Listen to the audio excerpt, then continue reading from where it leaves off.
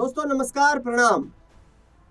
खाड़ी देशों में जंग की स्थिति अब भारतीयों की जेब पर भारी पड़ती हुई नजर आ रही है। हॉर्मुज स्ट्रेट के रास्ते भारत आने वाला पेट्रोलियम और इसके साथ साथ गैस की जो सप्लाई है वो बाधित हो रही है।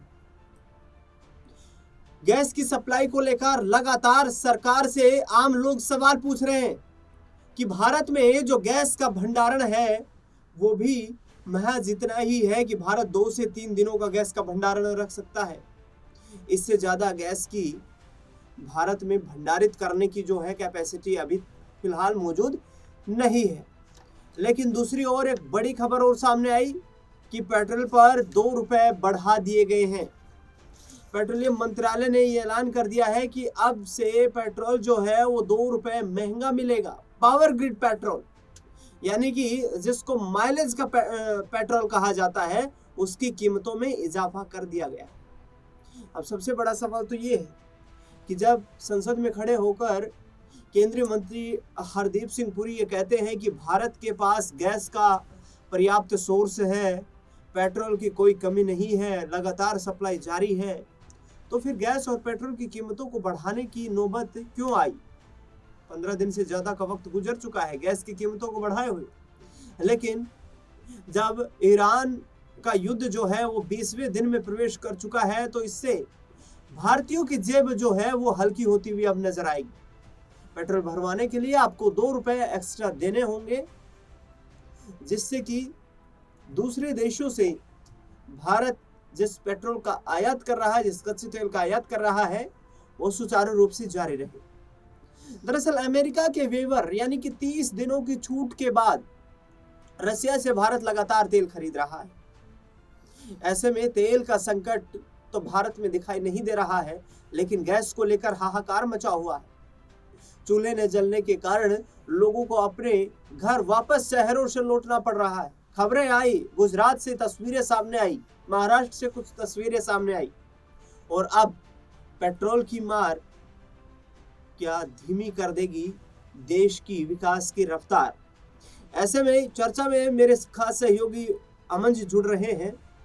अमन जी, ये पेट्रोल की कीमतों में भी बढ़ोतरी करवा दी आपने, सरकार ने किस तरीके का ये फैसला लिया? भाई, आम लोग जो भारत और ईरान का युद्ध है उसमें भारत प्रत्यक्ष रूप से शामिल भी नहीं है, भारत का कोई इंटरफेरेंस भी नहीं है, फिर भी हम भारतीयों को इसका खामियाजा क्यों भुगतना पड़ रहा है? देखिए, बिल्कुल दिनेश जी, और बहुत ही महत्वपूर्ण और अहम मैं कहता हूँ सवाल अपने आप में ये बन जाता है, क्योंकि देखिए कि देश की जो अर्थव्यवस्था है जिस तरह से चरमराई हुई दिखाई पड़ती है, और जिस तरीके से देश के लोग जो है वो परेशान हाल में इस समय नजर आ रहे हैं, उसको लेकर अब तमाम तरह की चिंताएं, तमाम तरह के सवाल उभरते हुए उठते हुए दिखाई पड़ते हैं। और सब इस समय केंद्र सरकार से सवाल पूछ रहे हैं कि आखिर भाई, आप तो कह रहे थे कि हमारे पास पर्याप्त भंडार है, पर्याप्त हमारे पास चीजें मौजूद हैं। खुद संसद के अंदर पेट्रोलियम मंत्री जो है हरदीप पुरी, वो ये बात कहते हुए नजर आए कि हम 40 देशों से लगातार सामान को मंगवा रहे हैं, यानी कि पेट्रोल और गैस की जो किल्लत है उसको दूर करने का प्रयास कर रहे हैं। इसलिए 40 देशों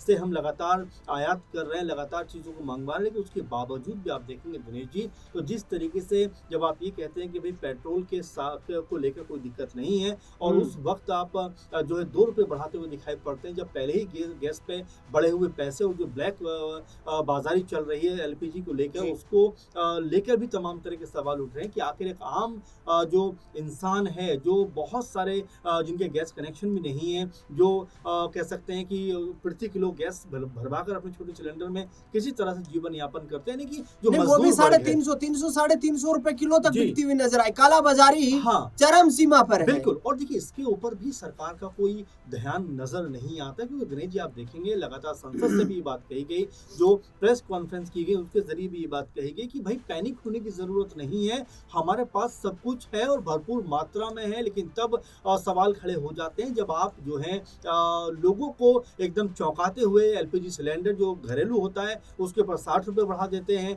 एलपीजी जो कमर्शियल उसके ऊपर 115 रुपये बढ़ा देते हैं। और हद तो तब हो जाती है जब बाजारों से सिलेंडर जो है पूरी तरीके से गायब नजर आते हैं। अगर आप बुकिंग करा रहे हैं तो उसको लेकर भी कोई बहुत खास अपडेट नहीं है, कई कई दिनों के बाद सिलेंडर या तो मुहैया नहीं हो पा रहे हैं, या जो मुहैया हो रहे हैं वो भी तमाम तरह की जो है कशमकश के जी। बाद जो है मुहैया हो पा रहा है। आप देख रहे हैं कि जो एलपीजी के जिस तरह से सेंटर हैं वहाँ पर आप जाकर देखेंगे तो लंबी लंबी कतारें दिखाई पड़ती हैं। कई जगह पर तो लोगों के मरने तक की खबर आई कि भाई सुबह 6 बजे से वो लाइन में लग गए और हद हो गई, उसके बाद वो एक तरीके से दम तोड़ते हुए नजर आते हैं। तो सवाल ये अब सरकार के ऊपर दिनेश जी उठते हैं, क्योंकि सरकार लगातार, जैसे मैंने पहले भी कहा, इस बात के दावे कर रही थी कि भाई भले ही इजराइल, ईरान, अमेरिका का युद्ध चले लेकिन हमें कोई दिक्कत नहीं होने वाली है। लेकिन अब सवाल विपक्ष ये पूछ रहा है कि भाई 40 देशों से आप ये बात कर रहे थे, संसद के अंदर बाकायदा खड़े होकर आपने ये बोला कि हमारी तमाम जो डील हैं, तमाम जो वो कह सकते हैं व्यवसाय वो चल रहा है, लेकिन अब यहाँ पर वो व्यवसाय कैसे खत्म हो जाता है, यहाँ पर वो आपूर्ति क्यों नहीं कर पाते हैं। और ये सबसे बड़ा सवाल बन जाता है कि आखिर लोगों को अंधेरे में रखने से क्या इन समस्याओं का हल होने वाला। देखिए, अगर यहाँ पर स्पष्ट रूप से कह दिया जाता है कि भाई देखिए हमारे पास में 2 महीने का जो संकट दिखाई पड़ता है, अगर हम बेहतर तरीके से चीज़ों को हम यूज़ करें तो शायद ये संकट हमारे ऊपर टल सकता है। लेकिन हमने यही कहा कि भाई कहीं कोई दिक्कत नहीं है, आप आराम से यूज़ करिए। और जब आज 20-22 दिन युद्ध को हो गए तब हम पेट्रोल पे भी दाम बढ़ा देते हैं, उससे पहले हम जो है एलपीजी सिलेंडर्स पे भी दाम बढ़ा देते हैं। और हद तो तब हो जाती है जब ब्लैक से आप बहुत सारे लोगों से बात कर रहे होंगे, बहुत सारे लोगों से चर्चा कर रहे होंगे और उनका यही कहना है कि देखिए ब्लैक से सिलेंडर जो मिल रहा है 3,000, 3,500, 4,000, 5,000 तक इस कह सकते हैं कीमत पे वो सिलेंडर मुहैया हो रहा है। तो सवाल बाकी उठना लाजमी है। अमन सर, यहाँ पर देखा जाए तो ये महंगाई की मार तो हम सब पे पड़ने वाली है। भारतीयों पर इस युद्ध का जो दंश है वो उनको झेलना पड़ेगा। लेकिन मेरा बड़ा सवाल ये रहेगा कि आगामी वक्त में 5 राज्यों में भारत में विधानसभा के चुनाव है, असम, पश्चिम बंगाल, केरल, पुडुचेरी और इसके साथ साथ तमिलनाडु में दक्षिण भारतीय सुदूर इलाके, जहाँ पर प्रधानमंत्री नरेंद्र मोदी ने जाकर के विपक्ष को निशाना भी साधा था। इन 5 राज्यों के चुनाव पर क्या इस गैस के दामों का बढ़ाना, क्या ये पेट्रोल के दाम बढ़ा दिए गए हैं, क्या इसका असर देखने को मिलेगा और भारतीय जनता पार्टी को क्या बड़ा झटका लगता हुआ नजर आ सकता है? आपको याद होगा केरल में कुछ दिनों पहले पीएम मोदी गए हुए थे और वहां पर जाकर उन्होंने एक बात कही थी कि विपक्ष जो है इस माहौल में भी अपने लिए कहीं ना कहीं एक अवसर तलाश रहा है। और वो ये कहते हुए नजर आया मंच से कि भाई देखिए देश में इन तमाम चीजों की कोई कमी नहीं है। तो फिर आखिर मैं ये सवाल रखना चाहता हूँ, पूछना भी चाहता हूँ, तो ये लंबी लंबी लाइनों में जो लगे हुए लोग हैं ये कौन है? आप देखेंगे लगातार लोग बात कर रहे हैं कि सिलेंडर बुक कराते हैं लेकिन बुक ही नहीं हो पाता, 4-4 दिन तक जो सर्विस में ही नहीं रहता। तो आखिर ये समस्याएं हैं, इनको कौन देखेगा? और जब संसद के अंदर हरदीप पुरी जी खड़े होकर बात करते हैं कि भाई कोई दिक्कत नहीं, कोई समस्या नहीं है, 40 देशों से हमने बात कर रखी है, तो आखिर जब बात कर रखी है तो वो सामान हमारे पास में उपलब्ध क्यों नहीं हो पा रहा है? ये अपने आप में बड़ा सवाल बन जाता है। और देखिए लोग, सबसे बड़ी बात जो आपने कही कि 5 राज्यों में चुनाव है और यहाँ पर जिस तरह किल्लत में लोग इस समय अपने बिहार, पश्चिम बंगाल, आसाम के लोग दूसरे प्रदेशों में जाते हैं, वहां पर इन्हें अपना जीवन यापन करने के लिए भारी समस्याओं का, भारी संकट का सामना करना पड़ रहा है।